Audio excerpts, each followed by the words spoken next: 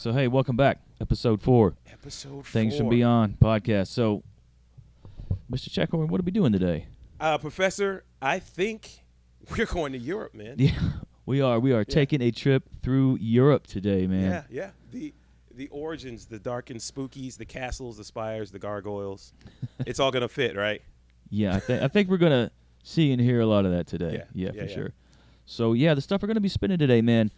This is contemporary doom and stoner, sludge, psychedelic. Okay.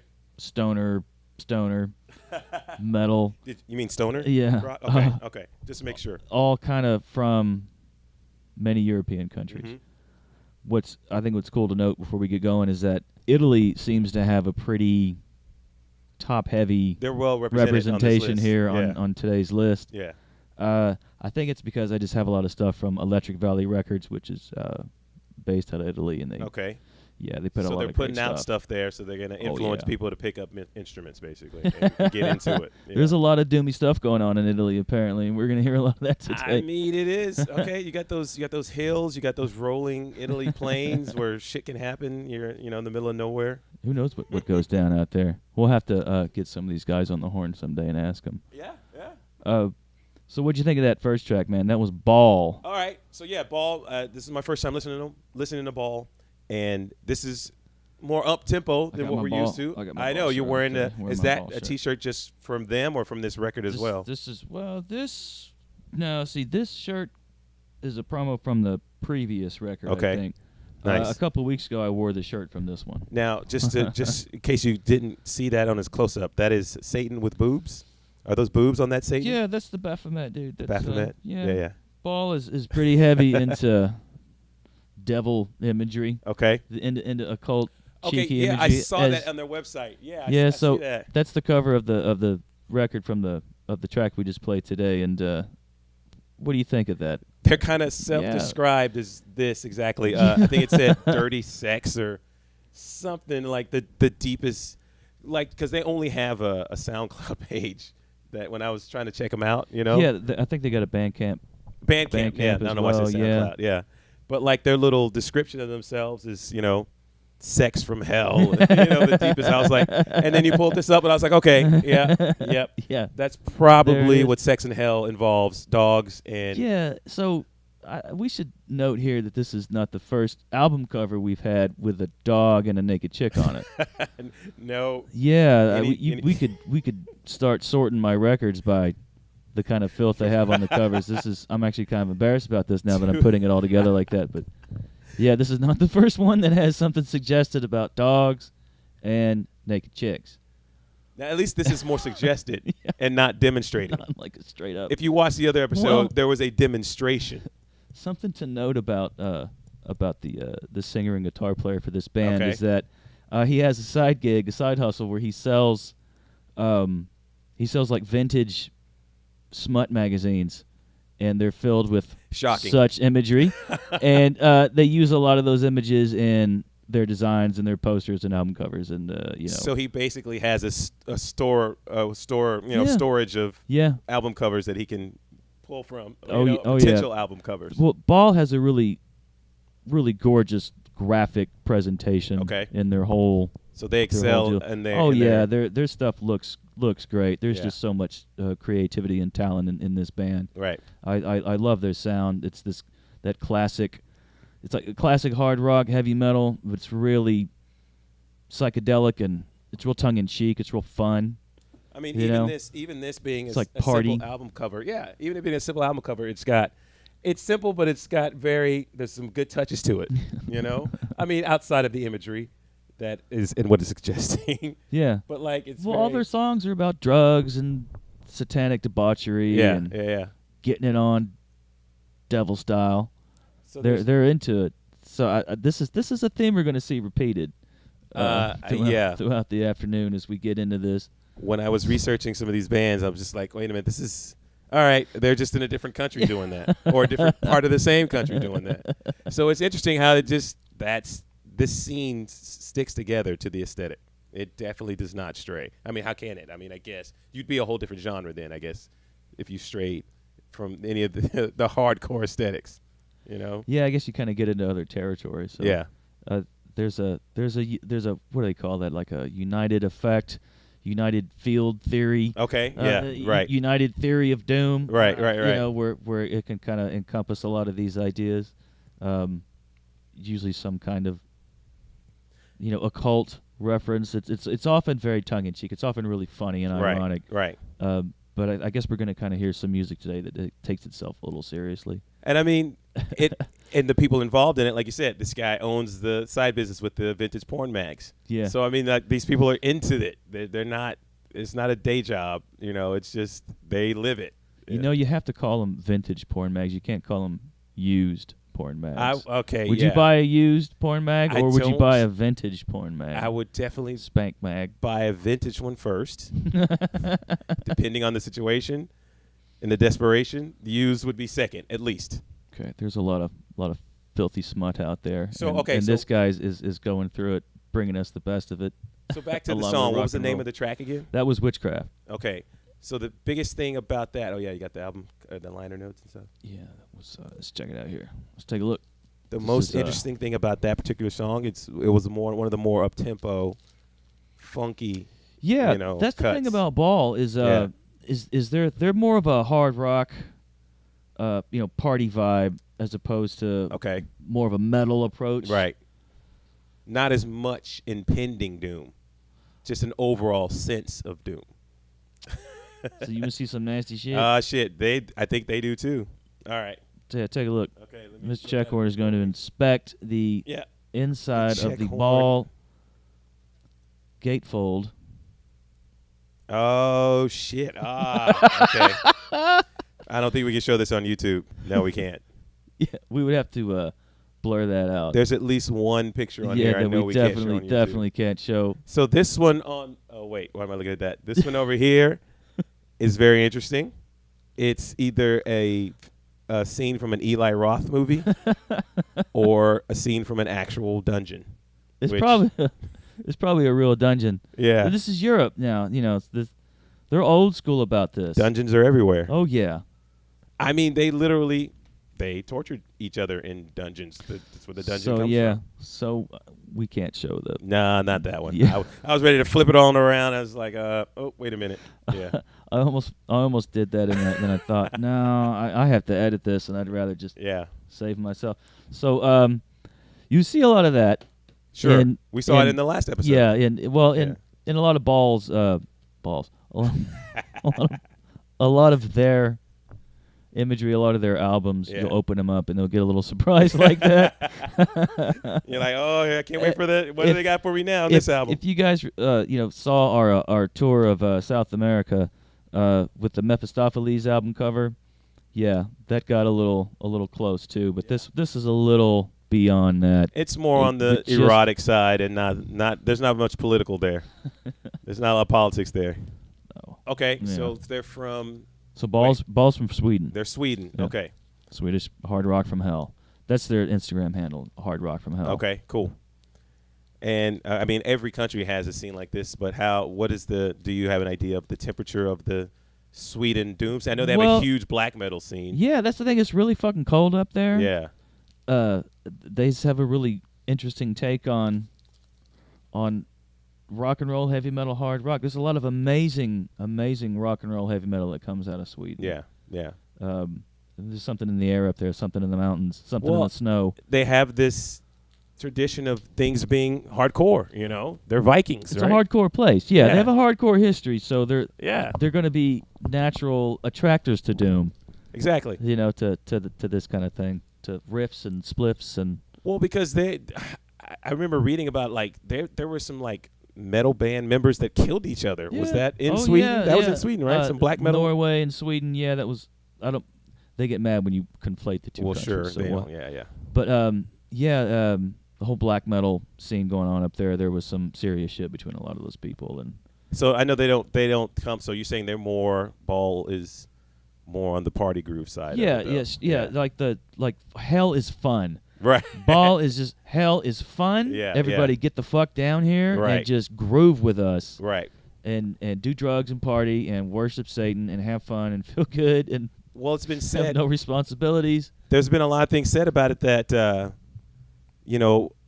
people, they're like, I would want to hang out with the people in hell instead of. Yeah, I think Capone said something like that, Yeah. didn't he? Or somebody famous who probably was on his way to hell. on their way there. Yeah, They're yeah. down there rocking the fuck out right Doing now. some bad, trying to justify why they're going to hell, because they want to hang out with. They want it to be fun. Yeah. So that's interesting that's Ball's approach to their Yeah. to their music. The to hell their is fun, scene. man. Get down here, rock out. And all right, are they? So you said contemporary earlier. This what's this Yeah, record? This When was record released? just came out. Like, Okay, this is new. This is hot off the press, Okay. man. It's still warm. Now is this this is not a Things from Beyond release no, though, right? No.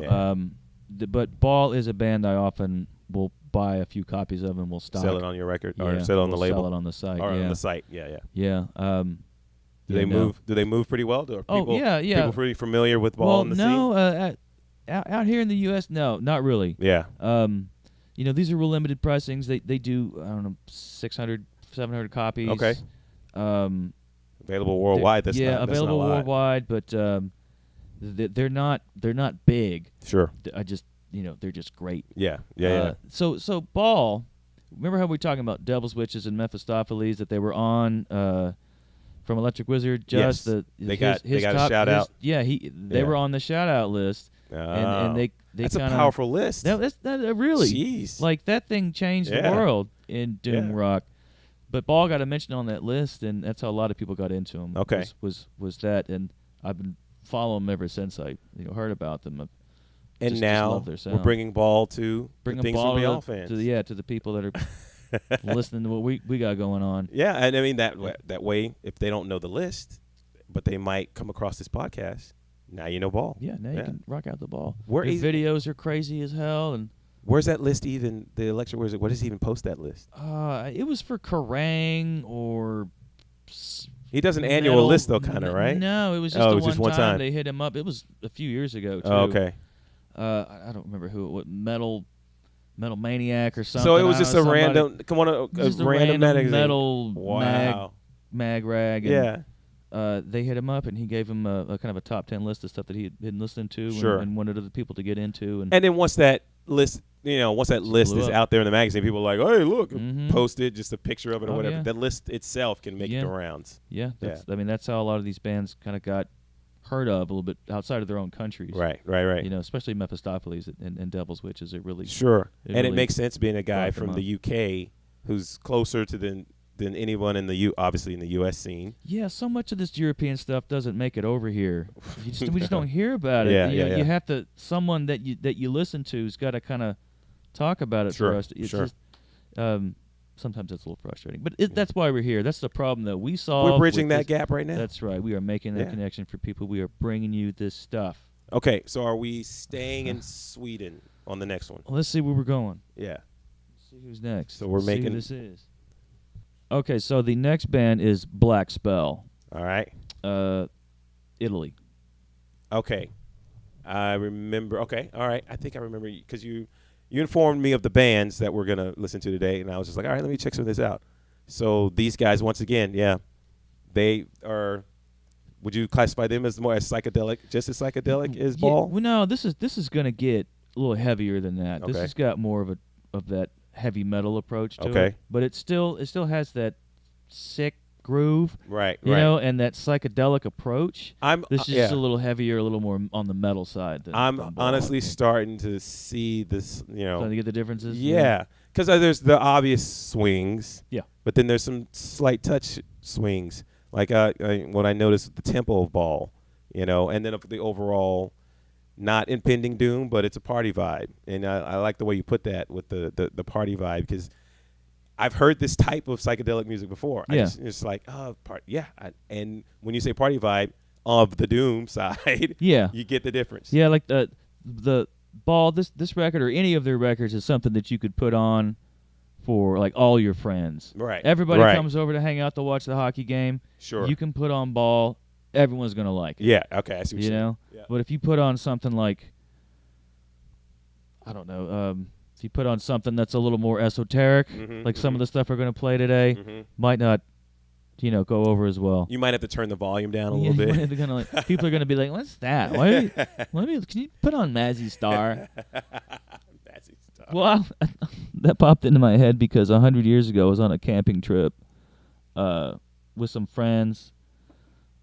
This was in college, and we were, overnight thing on someone's back 40 somewhere. Okay. Yeah. We were all out there, and I wanted to hear some music, so I asked if someone who had their car there, if they could open up their car doors and windows, and I put a CD on. Yeah. And I put on CD. Danzig. I put on the first shit. Danzig album. That's not camping music. But that first record, that's like a record that everybody can. It's got Mother on there, and Twisted Pain. Like everybody can rock out. You rock definitely. If you rock like out to rock that. and roll, you can listen to Danzig 1, the first Danzig Sure. record, and enjoy yourself. Right. At night with the stars. That should be fun. I was just joking. That does sound like fun. But as we were getting into the fast part of Mother, one of the girls there, that I didn't know, she was from another college. Yeah. She comes over and she says, "Does anyone want to listen to Mazzy Star?" Oh God. And I kind of like, oh, I guess no one's really digging Danzig right now. Well, how many people were out there? I don't know, there was 8 of us, 10. Okay. All right. I think it was just like their group from their school didn't like what our group from our school was listening to. But you were all the same campsite, Yeah, same camp we group. were. So I think the guy who owned the car was like, "Hey, sorry, man, I don't think they really like listening to this." Yeah, because the lady said so. So they went over and they changed it, and she put on her Mazzy Star CD. Damn And it. that's what we had to fucking listen to the rest of the night. So not even a change up from that though. There was no getting tired of Mazzy Star. No, they stuck with that, and I will never forget that as long as I live. I'm gonna be an old man, and I'm gonna remember that. And be like, fucking, Well, how could you do that to Danzig? it's stuck in long enough to bring it up So now. anyway, yeah. Yeah. Yeah. So that's the type of vibe you could put it on for anybody. Yes, But I hope that all connects and that makes it sense. did. Well, that we whole- just connected it just now. So Ball, you can put it on for your friend. Right, Everyone Ball. should Everyone- fucking be able to yeah, enjoy unless it. that bitch is at your party. Yeah. And then just yeah. like, well, she can just deal with it. Yeah. Well, that's different. She's not in the back 40. She's at your house. Right, this is my house. we play ball at my house. We don't play Mazzy. What? No. No.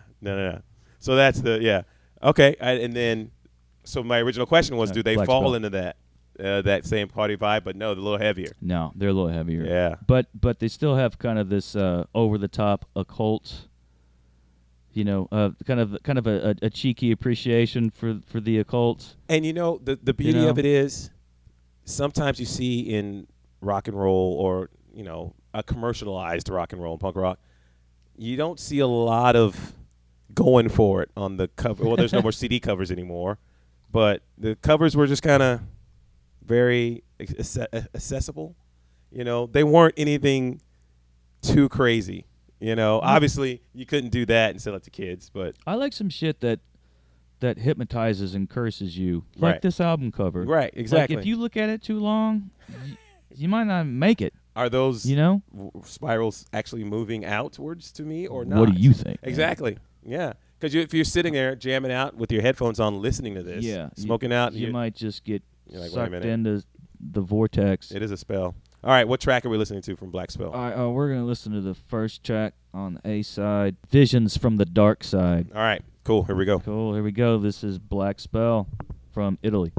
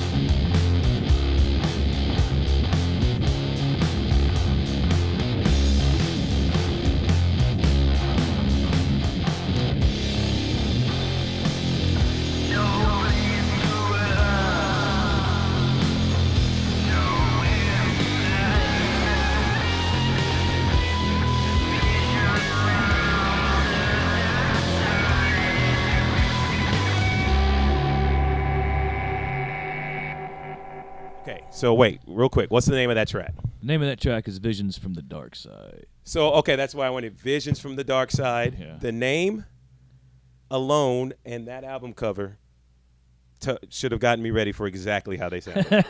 Right? Because very doomy, very doomy. It This is fit very perfect. This is exactly a very good example of the pure core of it. Okay, Of what doom metal is. Right.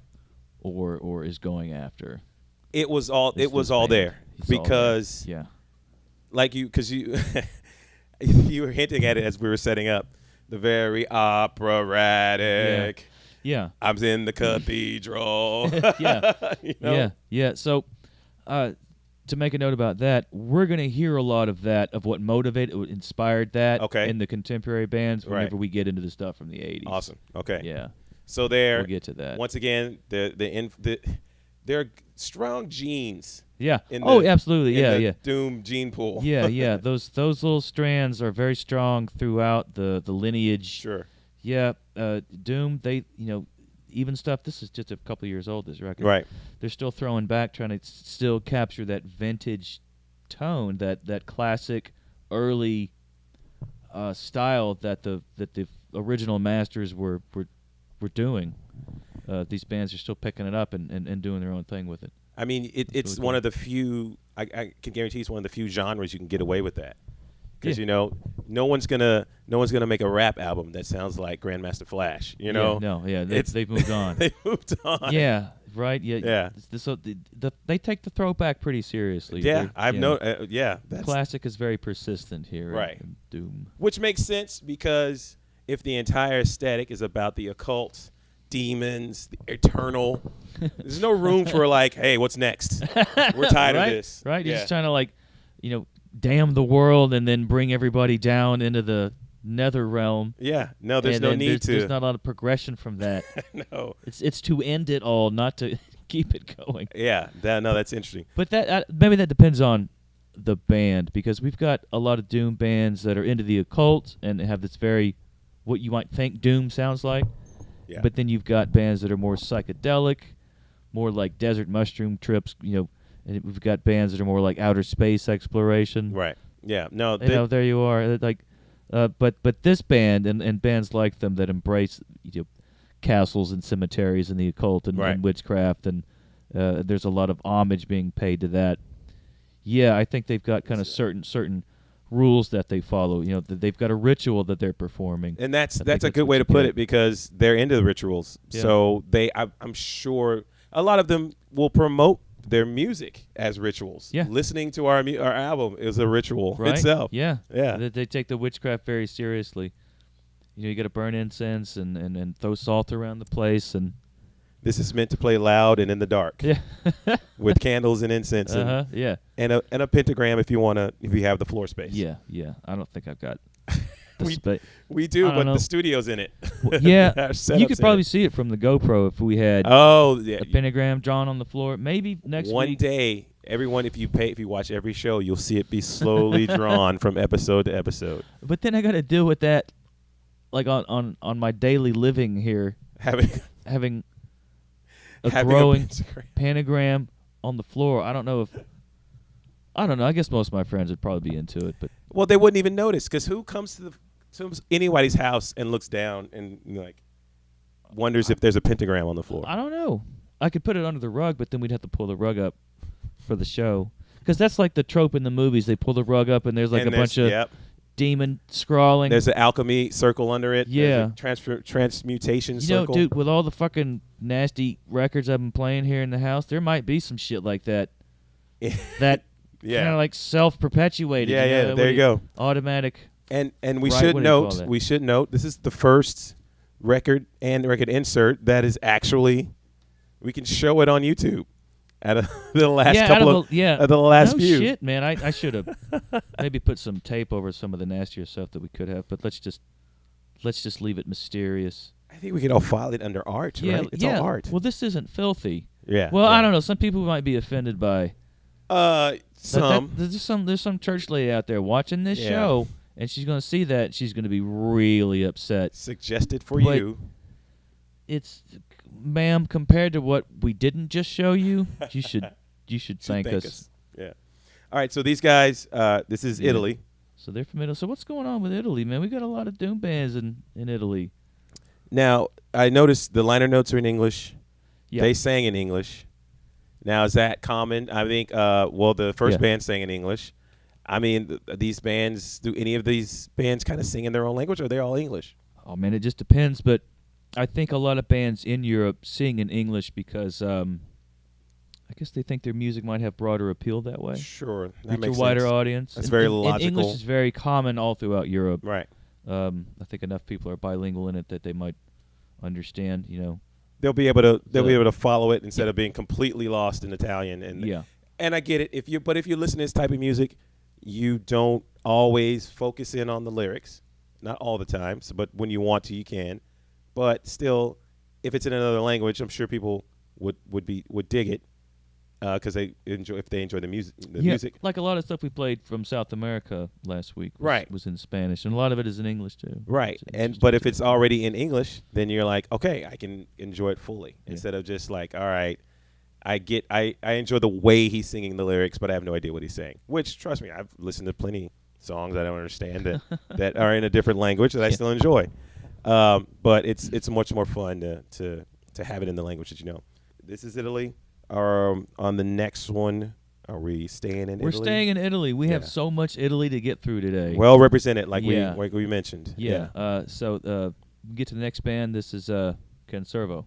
All right. So I did find these guys interesting. Okay. We'll talk about it after the song, but this is maybe I found them interesting because it was the most I could find on outside of Electric Wizard, which we're going to get to. It's the most I could find detail-wise about a band, their history, right? What they're about. What'd you find out? We'll save it for after the song. Okay, you save it for after the song. Yeah, I'll give a preview.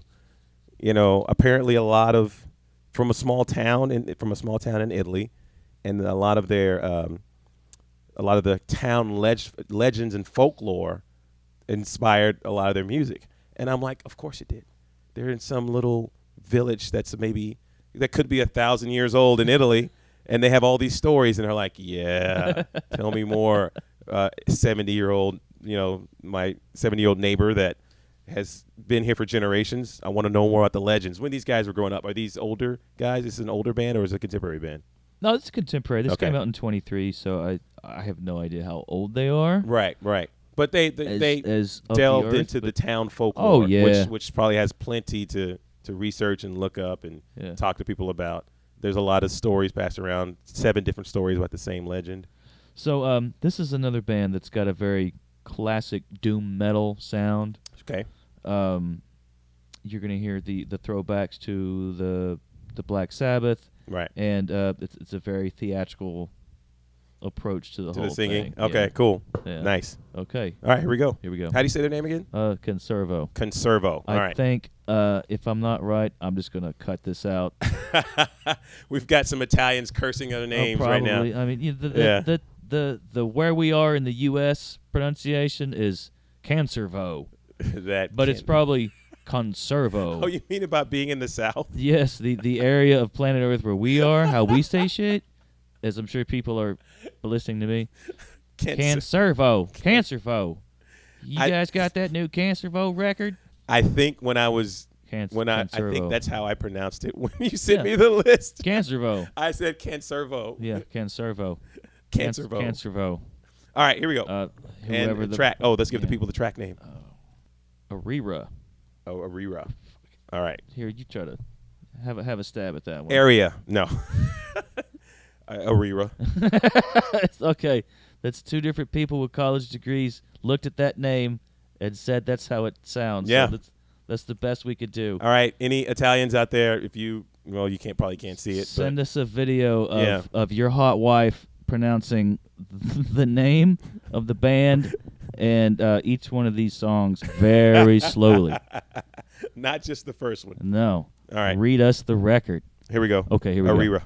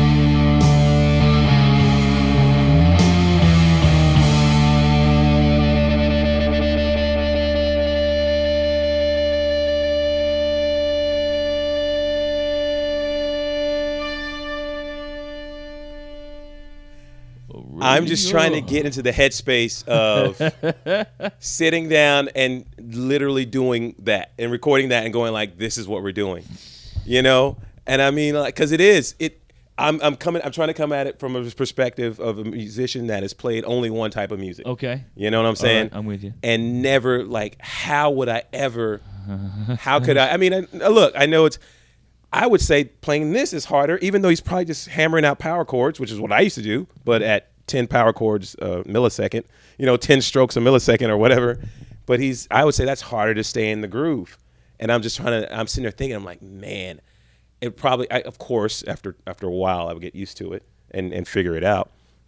But I'm just appreciating, it's like, I would just want to play so much faster, but that's not what you're going for. No, you're going for slow, heavy. Yeah.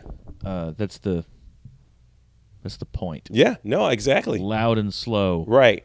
And so this is, like you said, this fits in the more traditional doom straight up. The doom is right here hanging over your head. Yeah. They're not ambiguous. No. Like there's no mystery here what they're going for, and that is to scare you. Yeah. That is to warn you that the world is coming to some terrible end and there's nothing you can do about it. And I mean, it's like, of course, once again, the occult. This is not occult. This is more religious imagery, right? Yeah, so right with that's the cross. Interesting to note is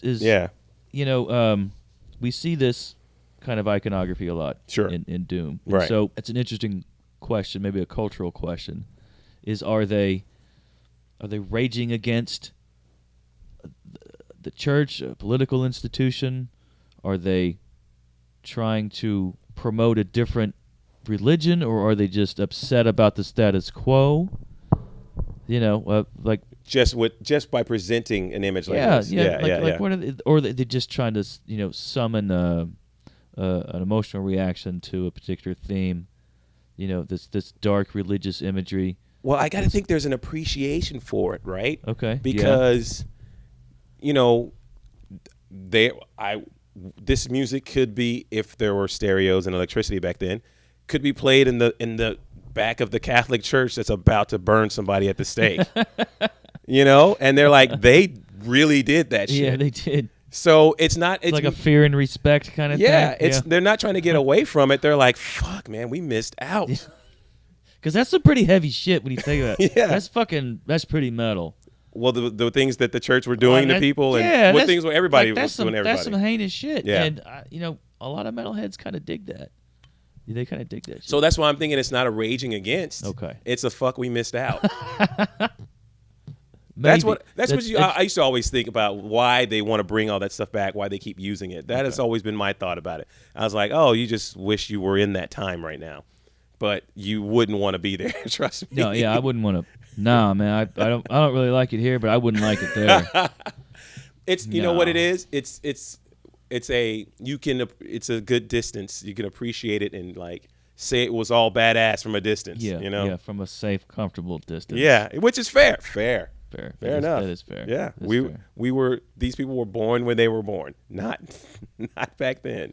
Well, in thinking about, they're from a really old town and right. old village, Yeah. and they're like the respect and interest they have in the past and in folklore. Yes. So maybe their classic sound is a way of kind of reaching back to all of that and trying to understand all of that and your connection to it. Well, that makes sense because, like I said earlier, they're from that small town. I think the name, from what I saw, the name is from a mountain, the main mountain in that town. It's Mountain Cancervo. Cancervo. Yeah, it's Mount Cancervo, I think. Cancervo. Is where they just, obviously took off the first part. But can you imagine the shit that happened in the valleys at the foot of that mountain where people were settling, and probably all kinds of wars and massacres and bloodlust that happened in the dark ages of Italy, when the church was pile driving everybody they could to, make you believe in Christ. Yeah. That mountain bore witness. Exactly. So you think the band's kind of embrace of the occult is a way of responding to that? Well, they embrace their artistically. Well, by their own admission, they embrace their town's legends and folklore, Right? and it's dripped in blood. I mean, look at that shit. That's fucking blood red. Right. Like they looked up the color of blood. Yeah. And put it into their graphics. Yes. They're like their graphics thing, and they put it into Photoshop and said, "Give me, the hex color for blood," and that's what they fucking got. That is blood red. I mean, I can't imagine. I mean, obviously, we don't know what the stories of their folklore is, but it's once again, it's this like not to be. They're not trying to be.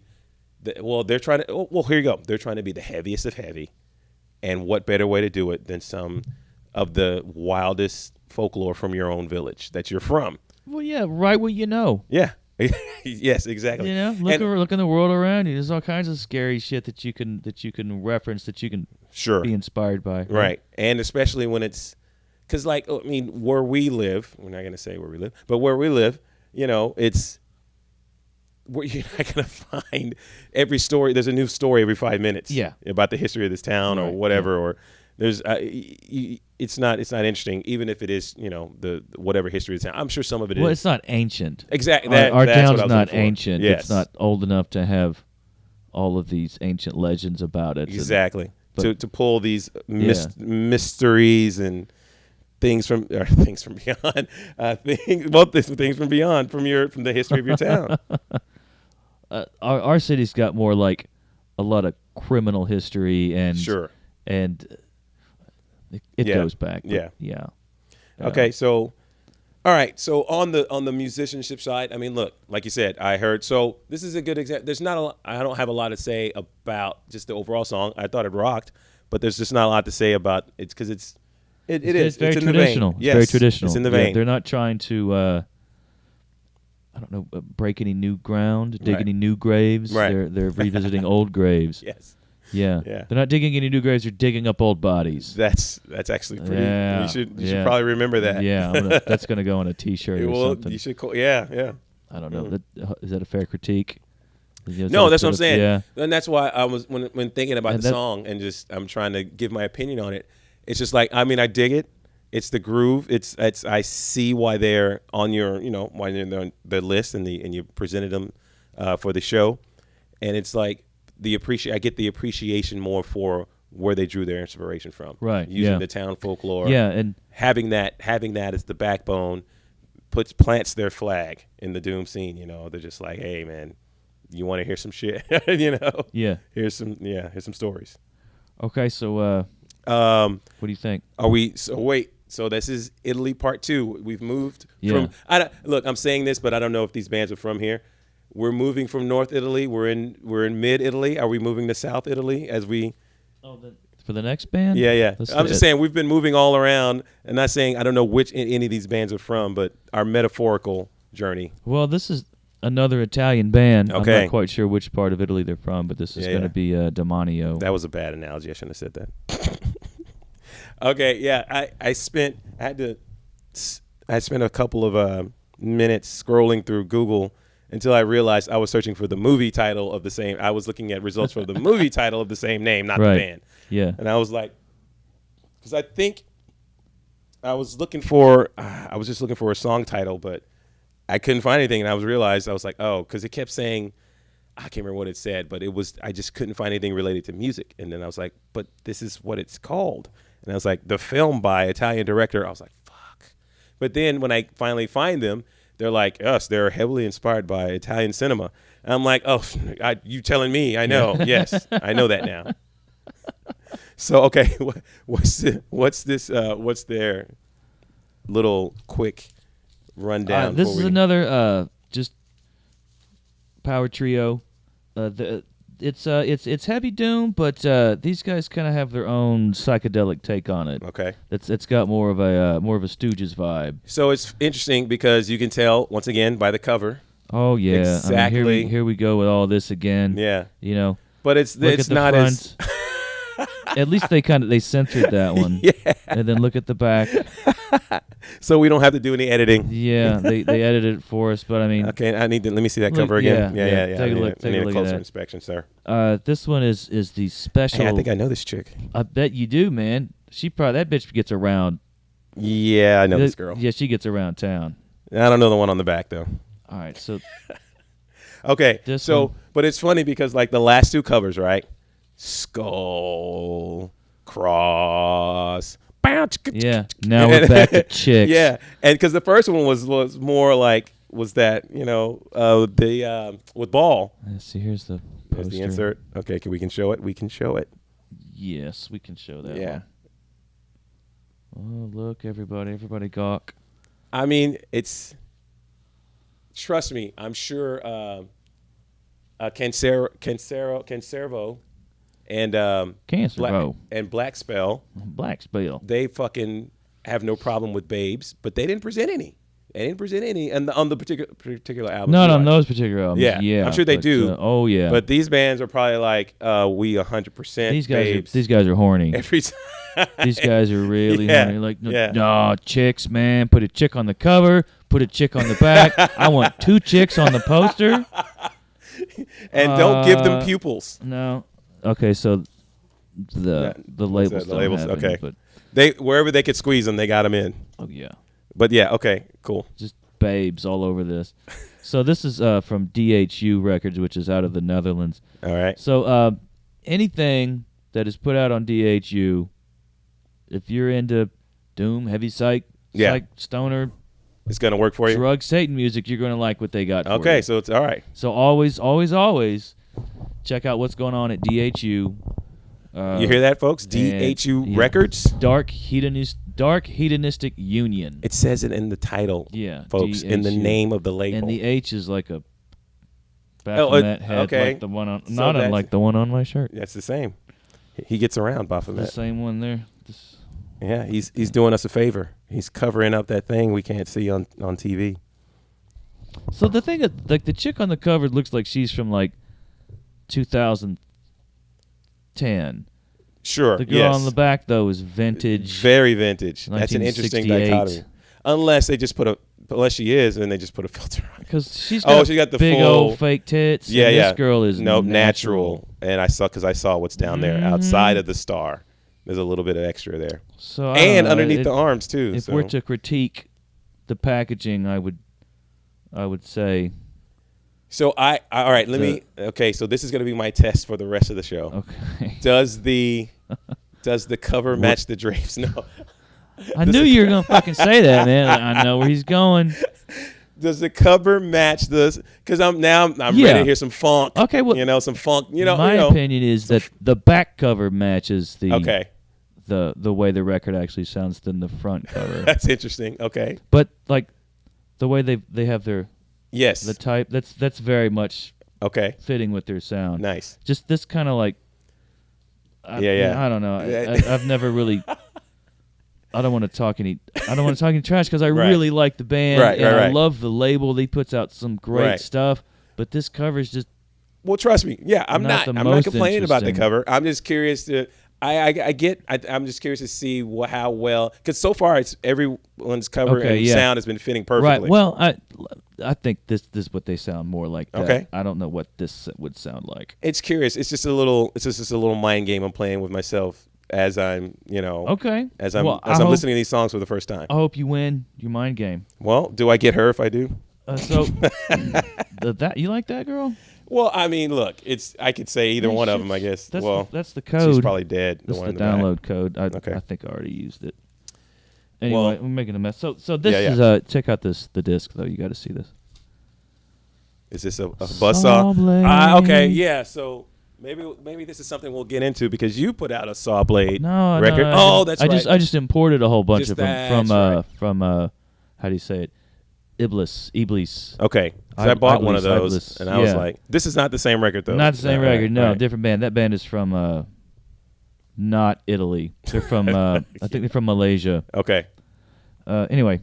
So that Saw Blade. So this shit, this shit'll fucking cut, man. Like it's actually sharp. Yeah, I don't this doubt. Flies off the turntable. This is gonna really hurt somebody. So you put it. You can put it on at the party. Yeah, be careful with this because this is gonna put somebody's eye out or cut off their arm, and your party's just gonna. Well, I don't know. It depends on what kind of party you're going for. because there's some people out there that listen to Doom that like to might be interested in that kind of want party. to use a saw blade Yeah. on somebody at a group event at a gathering. All right, name of this track. But don't use this record to cut logs or anything. I don't recommend that. No, I wouldn't. This get is very going to be far. the first track on the A side. We'll just do that. It's called From the Grave. From the Grave. All right, here we go. Yeah, here we go. Demonio.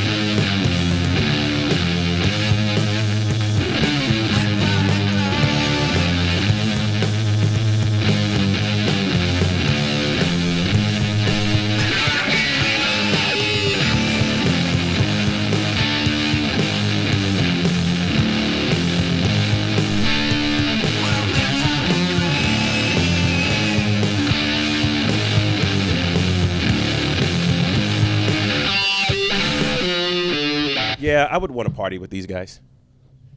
Yeah, right? That was some funky, Yes. heavy, fucking like 70s, fucking funk metal. I don't know what's going on with it. That was fucking great. I love that style. I know Doing something different with it, I now know why you say the back is a better representation than the front. I think so, man, because Yeah. this is that's way more what we just heard. Yeah. I don't know what that sounds like, but that's what it sounds like. Sure. Yeah, I don't want to rip on him too much, but this is a No. fucking great record all the way through. Right. Saw shaped and everything. That is a cool record itself. The actual physical record. We'll play another one later on from another band that also has a saw blade. That's the one that you have. Okay, that's the one. Oh, for the European tour. They're from Asia. That band. Okay. Is, so. Oh, that's right. You told me Malaysia. I think you said. Yeah, Malaysia. Yeah. So, but they have a saw shaped record. Okay. They're very proud of that. So what is that? I mean, like, is there a particular thing with this particular band? How did you come across them in the first place? Well, going back to DHU, the record label. Okay. I've been following them for several years. They were one of the record labels that I stumbled across during the pandemic, and because they were putting out this South American stuff that I was on the mad hunt for. Right. Found them, been following them for years, and the Demonio here signed to the label, and they started putting out records on that label. I think this record's on DHU. I think they've put out a couple of records since then on other labels, but this is just the one I grabbed off the shelf. So, other than that, I don't really have any serious reason. Sure. This is just the one that I grabbed. But good label putting out good records. Yeah, basically. yeah. DHU. Anything DHU puts out. What's cool? He's able to put out a lot of different editions. He'll do these saw blade shaped. He'll limit them to 90 of the same record, and then he'll put out 100 copies of red and 100 copies of green. Right. It just he offers a lot of stuff. So that's another. He gets what the audiophile community wants. Exactly. They don't always. They'll take the traditional black vinyl record. Yeah. But they kind of are interested in the novelty stuff too. They do. Yeah. So I grabbed this one because it was saw blade shaped, and I just thought that was really dope. But I didn't even know you could do that with the record. I guess. Yeah. So when you get your vinyl press, man, you can do special shapes as long as it's a circle. As long as you have a circle somewhere in there. Yeah. You can have it all kinds of weird on the shit. edges to configure whatever you want. It seemed like that was kind of a trend for a while. Was like promotional items would be there'd be like a song pressed on there, but it'd be like a head and shoulders of C-3PO or something, but like the song was right in the middle of it, the roundest part that you get. That's where you put that on your record player and play it, and it's all like it looks weird. Yeah. I feel like there was an Alf promotional from way back in the day. Of Alf's face. Yeah, that was a record that you got at Burger King or something. That sounds very familiar, actually. Or something. Weird. Maybe that's the first time I ever saw that concept of the record doesn't have to be completely round. Yeah, as long as it has a round part, and when it plays, it won't hit the arm. Yeah, you don't destroy your needle. Yeah, so you can saw shape, pyramid shape, fucking star shape, make it shaped like a car. like fucking airplane, a steamship, a locomotive. You could do whatever you want. Okay, so wait, this beckons the question: where are all the pentagram shaped records? Well, a lot of them have pentagrams. It's cheaper to just like print your pentagram into it. You can print it on the disc label, yeah. Or you could, if you do a picture disc, you can do a big pentagram there. Yeah. But there's so many that do it on the just label. The label itself. Yeah. Or it's on the cover, or instead it's on the insert. Making it the record. Yeah. I guess it would be hard to do because it's not a lot of space. I mean, you could do it, but you would probably. Well, you'd probably do a star shape, but you would still need enough in the middle to put your. Yeah. Put your favorite tracks on. And people want to. Oh, that's right. My bad. I keep turning this around. People want to see that empty space in the pentagram. That's how you know it's a pentagram. Other than that, it's just a star. Yeah, pretty much. Yeah. You got to have that empty space. So. Okay. But you could do a pentagram. Yeah. Just the 5 sides. Points. Yeah. And then maybe a graphic or an etching on the back side. Oh, yeah. I don't know. We could go on about all the amazing things that you could do. Well, we might give some with a vinyl disc, inspiring graphic doom design. Metal band out there, some motivation to do that. Yeah, y'all need to do cool stuff with your records. As someone who makes records, I know it's expensive to do that shit. You did have an issue with that with an album cover, right? With an album cover for one of the bands where, unless you want to get into it, that they were trying to push them towards a certain album cover that they didn't want to agree with. Oh, yeah, we won't get into that. Okay. But now, the point I was getting to was more about, I know how expensive it is to to put out like special edition records. It's an effort. Right. You know, it's cheaper and easier to just put out black copies. Right. You know, you can sell them for cheaper. They cost less to make.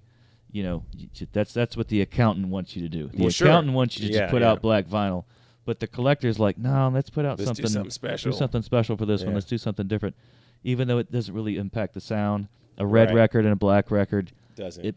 If on most people's sound system, it's going to sound exactly the same. You have to have some NASA shit to tell the difference between a black record and a green record or a splatter.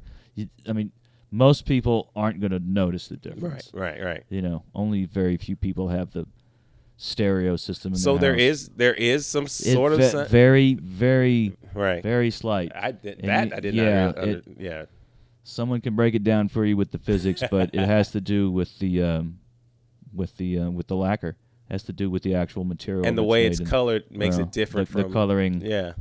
And if you put splatter pellets in there, which is colored pellets that splatter out to make the streaks. Right. That affects the. Because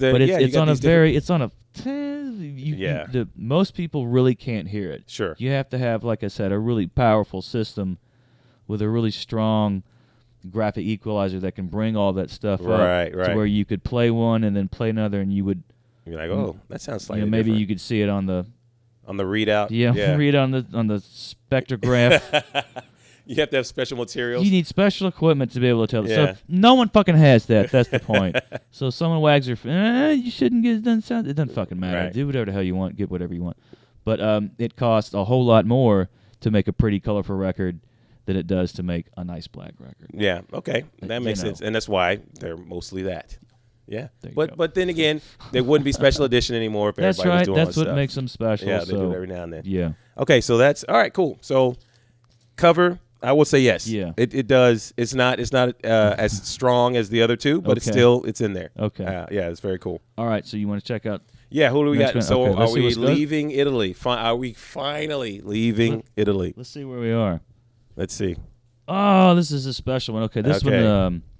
So this is going to be Devil's Witches and Saint Karloff. So we're entering the UK. Yeah. Well, so Devil's Witches, they're mysterious, right? We don't really know where they're from. Oh, okay. I think that might be where they're from. Right.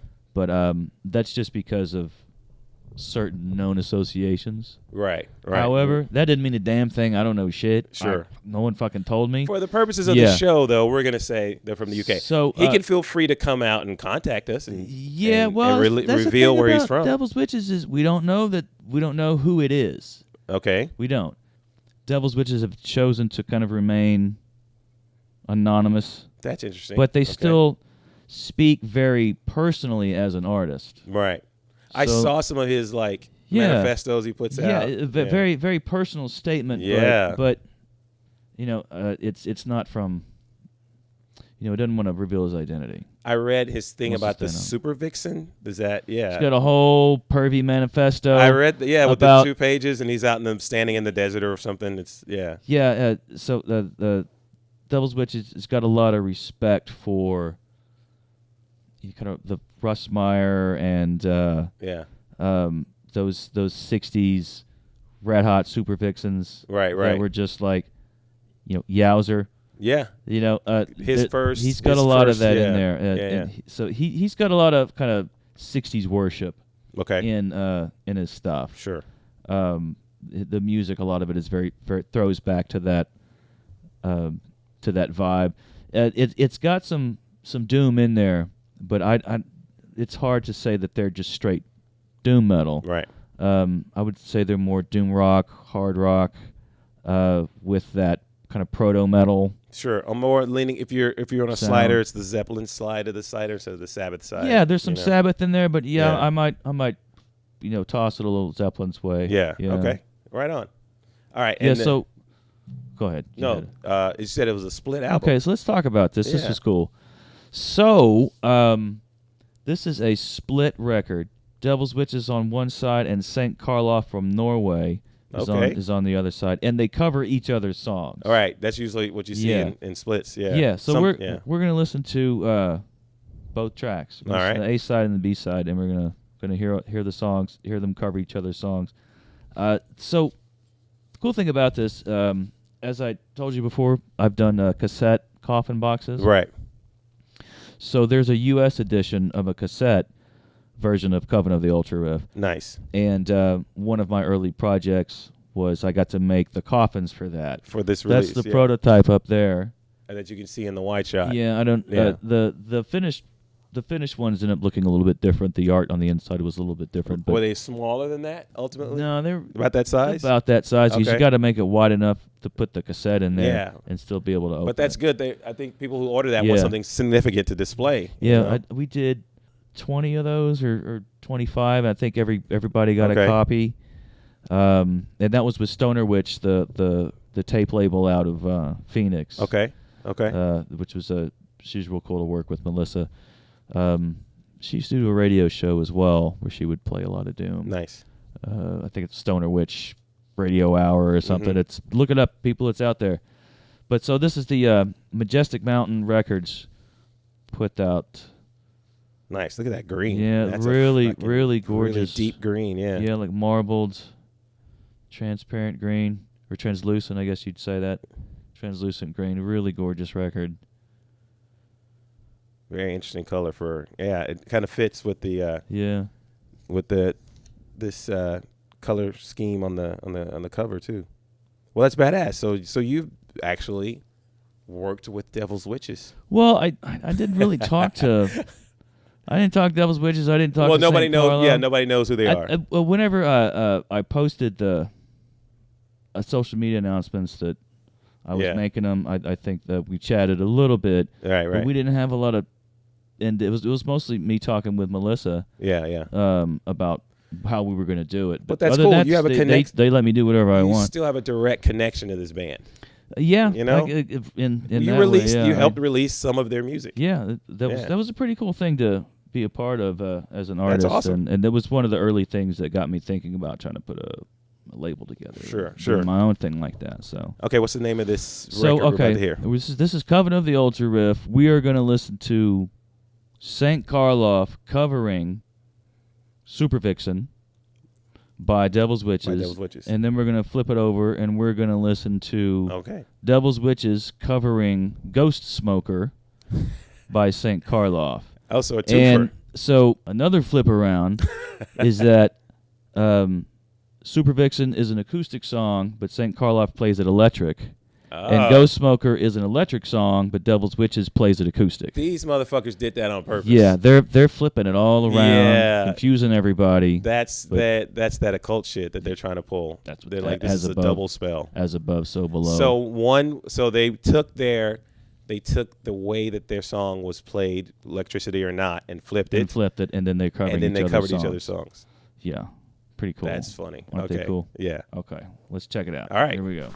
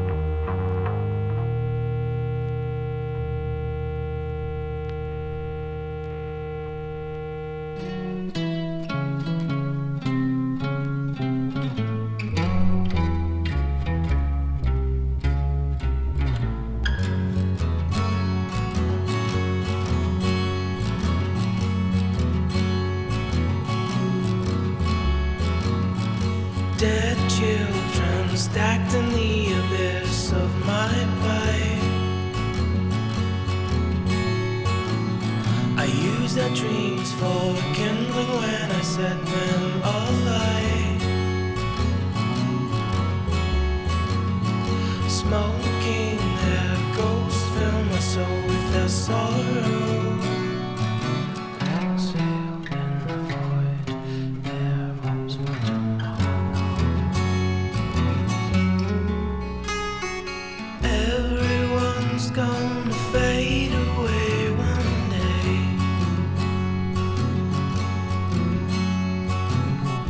No need for patience and the right my way. There's nothing to be gained from getting on. Happiness is sorrow for a dying soul.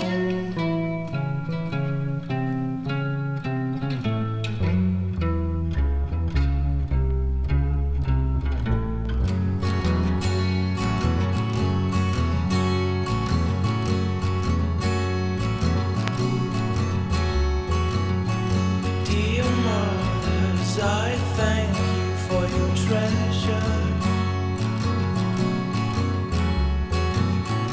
Bone fume, high future burns for my pleasure. Hang 'em up by the neck, dry them out in the wind. Step on soft wings, bittersweet melody.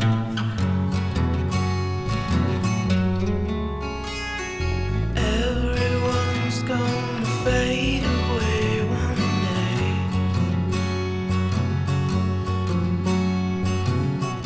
No need for patience and I'm right my way. There's nothing to be gained from getting on. Happiness is sorrow for a dying soul.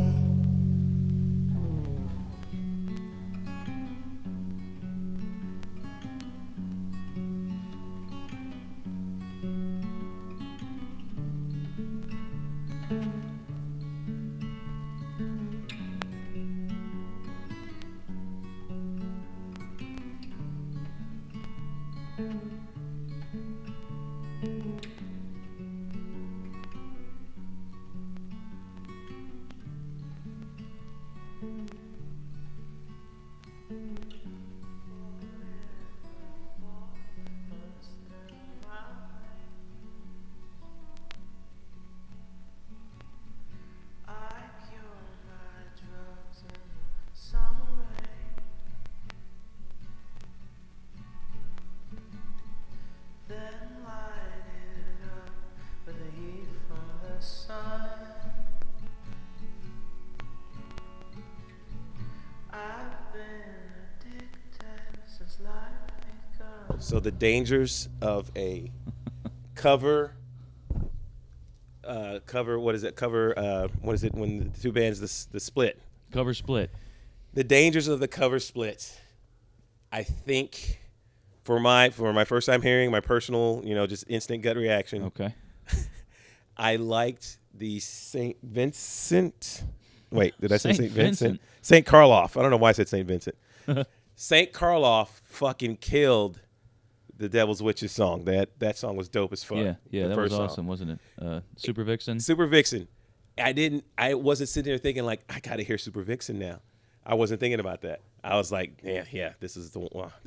That actually might be my favorite song of the day's episode. Cool. Okay. That's that Saint Karloff song. Then you flipped it over, and then the acoustic version of Saint Karloff song, I was like, damn, I want to hear what this original sounds like. And then I realized, oh, that's Saint Karloff too. So they kind of, they directly and indirectly killed it on this cover, or on this split. Yeah, it's a fucking awesome split and really cool idea. Yeah, to cover each other's songs and flip it around like that, and really dope. I just I love all the songs. I love the covers. I really like the way that Devil's Witches covered the Saint Karloff track. It was the last great. one we heard. It was good. That is such a cool. How do you say that? Just the way he sings it, the guitar, Yeah. the way the Yeah. bass The is walking arrangements. around, the The arrangement. arrangement. This is so cool. Yeah. So it's just really very emotional. I'll give it the proper credit. I misspoke because the only reason I wanted to hear the Saint Karloff song so much is because how well they covered it. Right. So that's the due credit. Yeah, they killed it, man. Yeah. I was like, and then I'll point back to Saint Karloff. It was mostly because of the lyrics. I was like, I'm glad I was able to hear those lyrics cleanly. Those are some fucking dark lyrics, huh? I know. I was like, wait, what did he just say? About smoking souls, man. And the rows of dead children. Yeah. Stacked in the abyss of his pipe. That's the first line. Stacked in the abyss of my pipe. And I was like, am I hearing this right? Oh, I might not have caught that in the original. Yeah, maybe. You know, I'll have to listen to it one day and see how clear they are. Because they're not always as clear sometimes the way they're pronouncing the words. Right. But it was crystal clear here. And I'm just like, because you're jamming out. I think you said it earlier when we took a break, was that it's this mixture. It's this light, bright acoustic guitar. It's all crisp and clean, kind of. Mm-hmm. And then the lyrics are like really dark, lyrics. really dark. Which we've seen in music before, but this, it's when it's done well, it can really stand out. Yeah. Because it's like I said, it's just like with a lot of Doom, it's tongue in cheek, it's cheeky, but this is very succinct, where the sounds of the sounds diametrically opposed with the words, the actual messages and the visuals that the words present. Right. So it's done very well without pointing it out too much. Yeah, right. Very bittersweet way of wrapping it all together. Yeah, yeah. And it's really dark. So this is the first cover, or this is not cover, but this is the first split album I've seen you present. As splits. I know splits are huge in the punk rock scene. Yeah.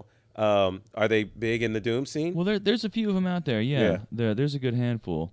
I guess I really only have just a few. Sure. No particular reason. Right. But this split was just really cool. Just a really kind of unique thing that they did. And this is a real limited pressing. They only did 300 of these or something, and that was it. It was just the one run, and that was it. This and the cassettes. Okay, so is this before, and everyone can see at home? This is the tape. Yeah, they came out at the same time. Okay. Just released from different labels, but Stoner Witch put out the tape, and I just did the coffins. So she put out, that was the run of the tape was about, I don't know, 200 copies. Right. But the coffin version that we did here was just the 20, I think. I did 20 or so. So now I don't think I've ever seen this. I've obviously seen the prototype you have up there. Yeah. But now I know what you're had a big trouble. That inlay that you were telling me about, I was that was hard to make. Before. Yeah, that was. Yeah. So I had to cut all of that on a small little toy hobby saw. Right. Just because of the situation, my living situation, I couldn't have a big setup. Sure. And that's made out of MDF material. So I was working at a wood shop at the time and was able to get a ton of scrap wood. So that's made with a bunch of scrap. So none of this was formed. It wasn't already a formed coffin that you just kind of. I had to just kind of lay it out and figure out how I was going to cut it and put it all together. And right. Yeah, some of the cuts are a little rough, but I was putting it together from literal scraps. I mean, that gives it a little bit authentic. It's supposed to be an old school coffin. Yeah. The imperfections are probably perfect for whoever got one of these. And I want to show just real quick though, if the audience can see this, I just want to show that it's being sold on Discogs. Oh, it was sold. The last one was sold October 12th, 23, $54. Yeah. Which is a lot more than she originally listed them for. Yeah, how much did you sell them for originally? I think she originally listed them for $20. Look at that. Yeah. Yeah. So there you go. You got a limited edition piece out there of a killer fucking cover, or a cover split record. That's actually that increased in value. That's pretty fucking cool. Have you heard from that lady since then? I don't think that her label is really active anymore. They're not active anymore. After this, she put out some more Argentina stuff. on cassette. Like Yeah. she put out some Black Furs. Yeah. And she put out a couple of records. Okay. That Ambassador record that we listened to last time. Okay, so that was one of hers. She put that Yeah. out. And I think she put out a Black Furs record and a handful of tapes. And I Right. think she kind of was like, I'm done. No kinda more. done. Yeah, Yeah, because it's a fucking It's a an, go. being an independent small record label. Right. It's very hard to keep it going every year. I can imagine. know. I mean, you have to sell a certain amount of records. Yeah, You got to keep it going. Yeah, so Okay. it doesn't always work out, but anyway, we that's why we keep it going. But we persist, Yes. right? Yeah, Gotta it's a spread must. that doom. Well, all right. This was an excellent one. Yeah. These two bands from no Yeah, one knows so, where so one's we don't from. know about the Devil's Witches. Yeah. No, we don't. We have our suspicions, but we don't know. But the Saint Karloff is from Norway. Okay. Yeah. So, but we are definitely know for our next band. Yeah. We're moving to the UK. That's right. Going back to the UK. So this is our last song for the show. Yeah. So for we're- this episode. Yeah. So we'll after this we have to break this into two, and then we'll pick it back up after. Exactly. Yeah, Yes. so we'll revisit Europe. This is part one. Part This one is of our trip to Europe. Travels of Europe, part one. We'll do a second part episode similar to our History of Doom Yeah. kind of breakdown. There's a part two of that coming out later. So, but this is with our last band. We're stopping off in the UK. It's the granddaddy of them all, right? Would you say? Or other not the granddaddy, but one of the biggest since the granddaddy of them Yeah. all. Yeah. Yeah. The new standard in doom metal. Yeah, yeah. Electric Wizard. And that is the standard cover. Yeah, so here we go again with these raunchy ass covers, man. So let me inspect might the have to inside blur and that. make sure that I can. Well, can you Yeah, show I don't know if we can show the. I don't know if you inside can or show the not. front already. We might have to cut that already. Yeah, I might have to. But it Mask that. I'm learning After Effects, Yeah. so check it out, man. See if. Well, it's approved already. I mean, yeah, that's wow. That is some wow. I've never seen that much down there. So I have. so wait, is this a live? This is a live album. So this is a live album. This Okay. was released 2017, 2018. Okay. This is off of Creep Purple Records, which is a label out of Lithuania, I think. Puts out a lot of really cool stuff. He's put out a couple of Electric Wizard things. He's put out some Mephistopheles tapes and really cool independent label. Always got something going on. And this was the first pressing. I think they've done 2 pressings of this. The first pressing is this red color. The second pressing has got more of a pink in the hue. Okay. But it's been sold out for a while. It is no longer in print. Oh wow. They just made a few hundred copies of each pressing, and Getting your hands on that's these it. limited editions, man. Yeah. Well, this was. I found these labels, and I write them. Yeah, yeah. I like, what are they doing? This fucking guy, Creep Purple. So he's in Lithuania, so he'll release his stuff at like 3 a.m. our time. You're right, of course. So he'll put up a little announcement saying, Friday. At this time, my time. Yeah, and so I got to set an alarm to wake the fuck up and splash some water on my face and then navigate my phone and fucking get whatever he's dropping if it's something I'm going to get. But this was a fucking great release. It kind of I think when the second pressing hit, it was during the pandemic and there were no concerts, so Right. there was a lot of live stuff Couldn't that was promote getting it. released. So that was stuff they had in the can probably Yeah. live and they. So this was recorded in 2012. Originally, this was released as a cassette, and the audio on the tape was really, really bad. Yeah. And I think they were trying to go for like a raw bootleg sound. Yeah. But when they put the vinyl out, they really improved the sound, and it sounds pretty good for a live recording. Sure. I don't think it's off the soundboard. I think it's like mics out in the audience and stuff. That's even better. But when they put it all together, it actually sounds pretty good. Yeah. So, it's definitely worth a listen. But this has become kind of one of my favorite Electric Wizard albums. Is listening to this live show from 2012, recorded in Maryland, Baltimore, Maryland, 2012. So they're one of the few that have made it to the States because they're bigger, though. Well, yeah. From Europe? So Yeah, from Europe. the thing about Electric Wizard, is there's two different iterations of the band, right? Yeah. And they've each toured the U.S. Very limited. Okay. Very limited shows. Right. Very limited attempts. Yeah. Basically, Electric Wizard doesn't really play in the U.S. very often. Right. They've done two tours are in here that I think they were 2016, 2017. Okay. But they only played like 5 or 6 dates. Okay. Each time. Yeah. So they would come play 5 shows, come back the next year, play 5 more shows, and then that's it. Damn. So they don't really play in the U.S. very often. Yeah. When they do, it's a big deal. I got to see them in Denver, and it was fucking awesome. Right. So I love hearing them live. Sure. So it's really cool getting this live album like a concert performance. It's one of your only opportunities you're probably going to get. Yeah, to fucking hear them like that if they never come to your town. So their most recent album they just released is a studio session album, live, like a live studio session where they just play jam live in the studio. But so it's cool to have that and this together, so you really get a cool. You get different varieties of their live. Of how it's they not play. a studio recording. No, not this one. Yeah. So pretty. All right, cool. All right. Which track? Okay, we are going to listen to The Chosen Few. The Chosen Few, Electric Wizard live, 2012. All right. Here we go. And you just flash that cover again.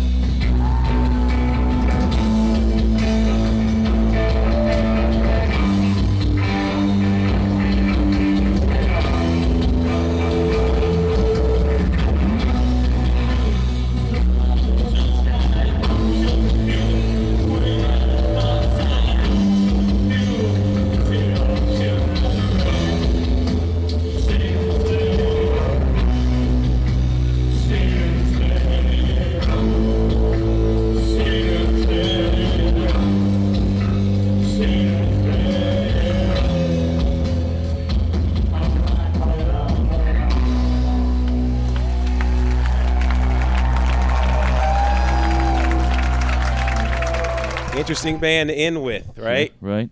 Yeah. The Lords of Doom Metal. yeah. Yeah, Electric Wizard. They really, I think they define the current sound of what doom metal kind of is today. Yeah. In contemporary society. But to be around since '88, that's insane, right? They were they've been around a while, man. Yeah. But different forms, though, different right? forms, Or a different name too, right? Yeah, I think it started out as something different, Right.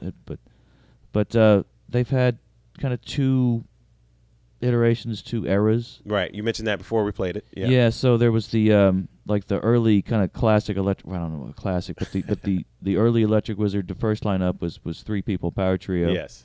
Yeah, they put out some records. They were all critically acclaimed and very well received. They had a lot of internal strife, a lot of internal drama, and they couldn't keep playing together. So that version of the band kind of split up, but then Just reformed the band when he started playing with Liz Buckingham. Right. So they went from power trio to 4-piece. To 4-piece. And they've since then it's just kind of been the two of them, and then they'll have different drummers and bass players come in for this and that. But a rotating rhythm section. Yeah. Outside of because do they kind of do a share like a dual lead, or is there a traditional rhythm? For the most part, Just plays lead. Yeah. Mostly. Right. And Liz plays most of the rhythm parts, but on that song, kind of there at the end where you hear that kind of noodling around, that's Liz. Okay. Cool. But for the most part, Just is playing the lead. Right. Really fucking cool seeing that band live. It was that I could see that performance. Now, is that exactly how that song goes when they recorded it, or did they do a live take on it? There's a little bit of more in the jam there in the middle. Yeah. But in the studio, they're very fluid, and they'll jam on something for a long time. Right. And sections of that will be put together on the record. Final song. Yeah. Yeah. So they're very much like a live organic band. Right. So hearing them live in a raw like that in a live performance is the ideal situation. Them because you can get a slightly newer song that's an old song. Yeah. They'll do that with kind of the later half of their set. Okay. They'll kind of jam a little bit longer on some of those songs. Yeah. That's cool. Yeah. So is that what happened with this song? Does it they're sound? They're jamming out a little bit on that one there, and they kind of bring it back. And I kind of picked that up when they brought. Obviously, it's not probably not that hard to pick up, but I was like, okay, that was the jam session. Because I was like, is this the song or the jam session? And then when it syncs back together, you're like, oh, okay, that was the jam session. Yeah, coming out of the jam back into the Yeah, because sometimes you can't tell. Maybe it's just the next part of the song. Yeah, but I mean, super loud, ferocious live performance. It's so loud, it's overtaking the mics that are recording it. As you can hear there. That's why they're so hard to record live because they're so fucking loud. Right. But the live studio album, the session album, the most recent one, that doesn't quite have that. It's not as raw. That overdrive that we were hearing there, like they were blowing out the mic. Well, they can control things in the studio. Yeah, control things a lot better. Yeah, but still capture that passion. Gotcha. That enthusiasm. So we saw we saw the front that we clearly can't. We're gonna have to edit out. Yeah, we're gonna have to digitize it like that one. YouTube already told us. Yeah. The inside though, are they okay? They're into the sex, drugs, and rock and roll. Yeah, man. This is it. I don't think we can show the inside either. This is they're very much the leaders of doom thought. Okay. So they always have an appreciation for schlocky satanic schmut and 70s and 60s schlocky films and motorcycle gangs and this oddly looks okay. No and witches but it's this kind of ironic take on it where it's a little funny. Or it's almost like, do you believe what they were doing back then? This is what they were doing. Or, they thought this was a good idea to take a picture of this. I understand the guy has quite a collection of imagery. Yeah. I mean, you almost have to. But all their shirts, all their album covers have got something like that going on. Right. So they fall into the category of not the even though there's a skull on here, but they're right up front with their artwork or with their album covers. Straight up, yeah. Yeah. There's no holds barred. No, I think when you look at an Electric Wizard album, I think you get an idea. Yeah. That there's something really sinister and heavy going on inside, but a little fun too, I mean, because like, oh shit, no, let's show the front. Like even the knife here is still kind of, you know, the bloody knife. you could have put a photorealistic bloody knife, you know, but they're no, like, it's got a little bit of a little nod there to something, you know. It's comic book a little bit Yeah. like a yeah, because as it splatters out into Yeah. that is funny. They could have taken it very seriously and done something bloody real knife, you know, stuff. Yeah, but I love their aesthetic. I love their art. I think it's Just that does all this, and Liz does a lot of the photography and a lot of the layout too. So with Electric Wizard, Yeah, they're the standard bearers standard. for Doom today. Yeah, Black Sabbath invented it, Sure. but Electric Wizard really took it to where it could go. Right. And Electric Wizard is a band that a lot of these younger bands worship and chase their sound. They wish they could be like. They wish they could get that Sure. Electric Wizard sound. Yeah. So you hear a lot of fear and respect for Electric Wizard in a lot of the bands that are doing this style today. So this is cool because as we do this, as we hopefully put out more episodes for you beautiful people, we're gonna be playing a lot of this band, right? We are going to be playing a lot of Yeah. Electric Wizard. So we could do a whole show on Electric Wizard. and that will come later, I'm sure, for sure. But it's great to put them to end the show with them on this tour of good Europe. place to good stopping point, take a break, and then we'll pick this up.